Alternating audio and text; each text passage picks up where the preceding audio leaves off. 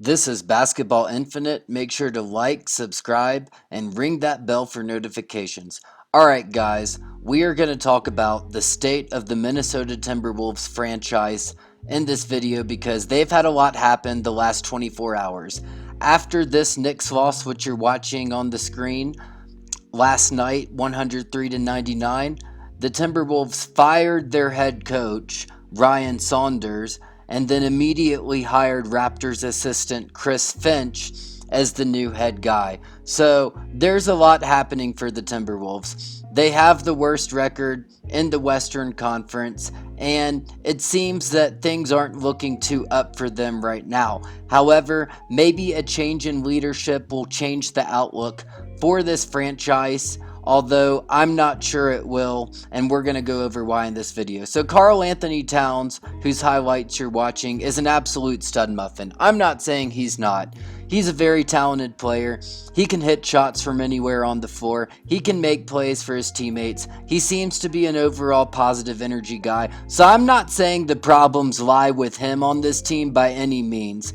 What I am saying is that this team does have a lot of problems, and there's going to be a lot that needs to change in order for the Timberwolves to reach their full potential. Chris Finch says, we're not a million miles away. I agree, you're not a million miles away, but you might be like 500,000 miles away. Let's take a look at the overall roster. You've got four key pieces in Cat, Russell, Malik Beasley, and Anthony Edwards, with a nice role player in Ricky Rubio. But after that, the depth gets pretty bad. Naz Reid, he's a fun player to watch, but he shouldn't be your starting power forward. Jarrett Culver's been out with an injury like a month. They don't play Jordan McLaughlin enough. And now we're going to take a look at D'Angelo Russell, who seems to have regressed from the all-star form he was at in 2019. He can make shots, but he's been a negative defender his whole career. And the other issue is that Karl Anthony Towns and D'Angelo Russell, who just happen to be very good friends off the court, have only played like 5 games since Russell was traded to the Timberwolves, so that hasn't helped matters. And we take a look at Anthony Edwards, who I think has a lot of potential, but the shooting efficiency issues he had in college remain, and he only has a 10 per. Then we have another key piece on this team, Malik Beasley. Look, I really like Malik Beasley's offensive game. I think he's an absolute stud muffin. That being said, like Russell, he's a negative defender as well, and I think that there is some chemistry issues on this team that need to be fixed, and we're going to go over exactly what the Timberwolves should do to fix this team. And really, I think the biggest issue is the talent outside of the top 5 players on this team, because you take a look here and honestly their depth is absolute poop. I like Jaden McDaniels. I think he has a lot of potential, and Jalen Noel might have some potential too, but other than that, their depth is poop. Well, I do like Jordan McLaughlin too, and I think he's an underrated point guard, but the problem is with the chemistry issues, he's the 3rd string point guard on the roster right now.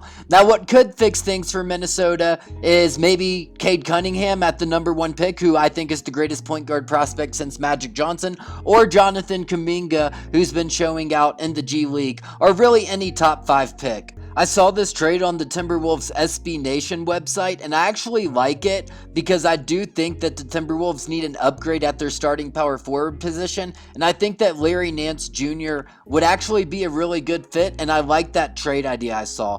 But not only the depth, when I look at this core 4 for this Minnesota Timberwolves team, the adjective I would use to describe this core 4 is just plain weird. Karl Anthony Towns is a good centerpiece for the franchise, but I just don't see this working out for them long term. I think they maybe are going to need to trade one of these players, potentially D'Angelo Russell or Malik Beasley. But I do like Anthony Edwards. I do think that he will fulfill his potential eventually, and I do think he was a solid pick for the Timberwolves. But that being said, I still think they have a long way to go. That being said, the last time that a team fired a head coach, then hired a coach from another team mid-season was in 2009 when my Memphis Grizzlies hired Lionel Hollins. And you know what? Nobody would have expected them to have any success at the time. And 4 years later, they made the Western Conference Finals. Point being, you never know. And I do think at the very least, Minnesota made the right move replacing their head coach.